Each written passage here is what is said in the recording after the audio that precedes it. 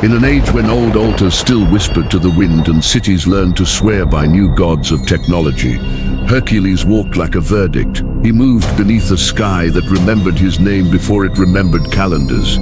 Each step had the authority of a legend, trying on clothes of concrete and neon. He carried the memory of labors, beasts that had eaten forests, labors that had reshaped rivers, the slow, intimate business of changing a world by sheer, honest force.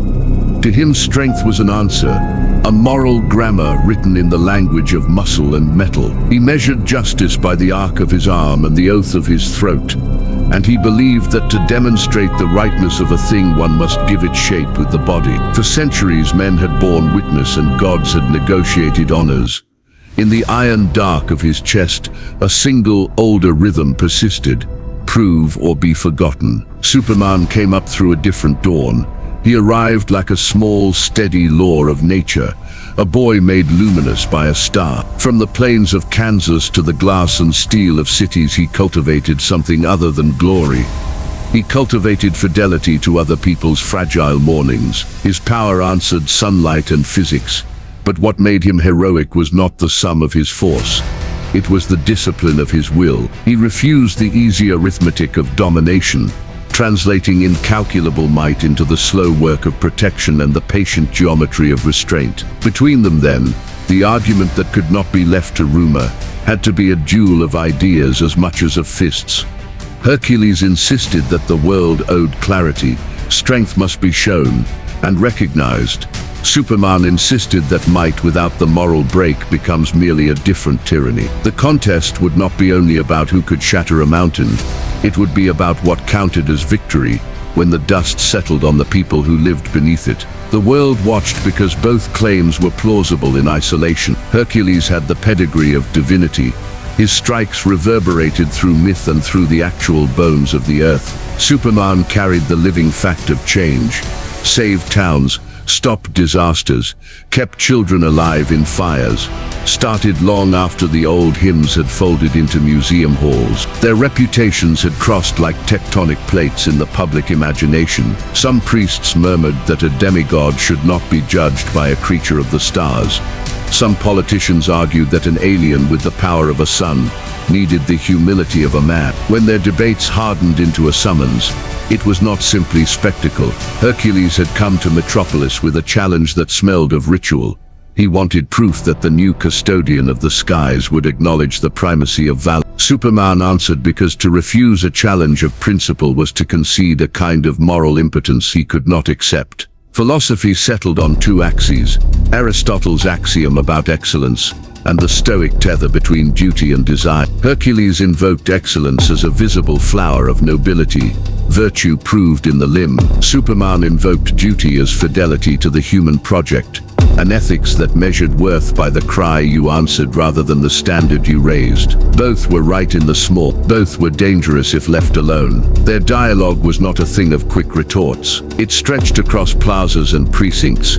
It was a series of public acts that revealed character more than argument. Hercules would lift a city wall and carry it to a square to prove an old point about strength and stewardship. Superman would spend that night repairing the broken hearts beneath it, tending to the people who found their homes oddly compassed and their sense of safety rearranged by wonder. Words accumulated weight until they could not be untied from action. At the temple of a lesser god, under a sky electric with the attention of satellites, they met. There was no parade, no drums. The meeting had the quiet gravity of a tribe. Hercules spoke of lineage and the right to command reverence. Superman spoke of the small obligations that turned force into service. The crowd, mortal and immortal, waited as if for a verdict, but neither man desired an easy end. Hercules wanted to be understood rather than merely applauded. Superman wanted to be seen as more than a force field of miracles. They agreed in that impossibly human moment on a thing both feared and cherished. A fight would be the clearest speech either of them could make. They set no terms that would soil the world. They chose a place away from prying towers, a scarred plain where ancient geology and empty sky gave a theater without collateral. The gods nodded in different tongues. The sky swallowed its breath. The argument became a promise. The battle would not be merely a contest of blows. It would be an inquiry into the architecture of power. Each man took his stance not only with the body he had been given, but with the philosophy that animated that body. Where Hercules read the world as a stage that must show its truths, Superman read it as a ledger of owed lives, a book where every action added or subtracted value from those he loved. The stakes were not trophy. They were the definition of what it meant to be a protector in an age where anyone could be a demigod and anyone could wear a cape. The air shivered into motion when they moved. It was the subtle recognition of two very different engines set to purpose at once. Hercules advanced with the slow, lethal certainty of a mountain unbroken. He used the old economy of war: reach, weight, angle. His first strike landed like the inevitable claim of history, a blow that would have cleft a cliff face. Superman took it as he had taken worse, measured, refusing to unleash the full tide of his strength, where it might end a life he had sworn to preserve. The knockback was a calculation.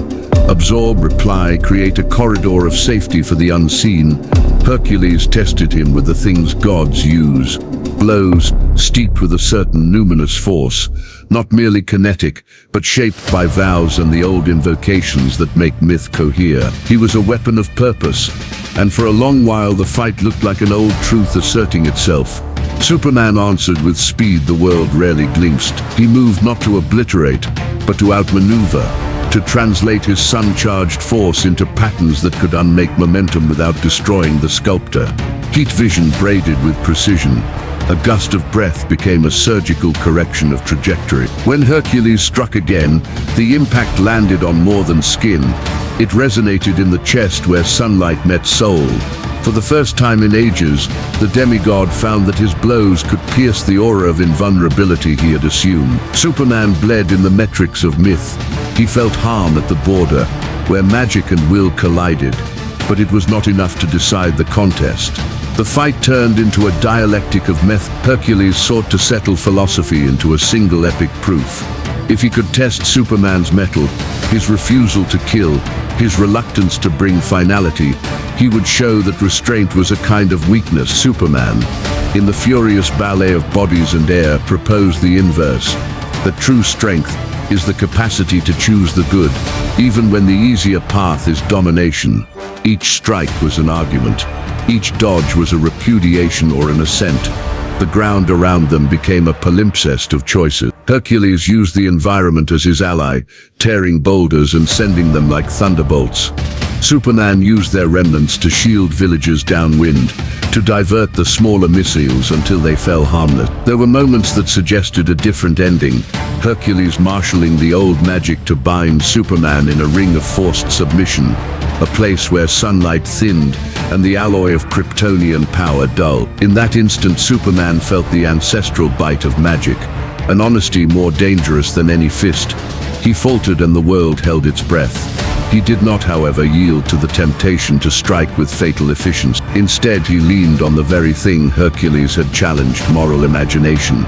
He reached into his memory, into tenement roofs and schoolyard laughter, and from that reserve he drew a method older than triumph: empathy as tactic. He spoke, even as the ring tightened. His voice crossed the throb of battle and met something softer within the demigod: the loneliness of immortality, the ache for recognition that had driven Hercules across continents. In that exchange, the fight changed because one warrior transformed contest into communion. Superman hit with the kind of force that reorganized possibility rather than body, a strike powered by sun and tempered by choice that knocked Hercules from his stance, but spared the life that had once been a single, shining right.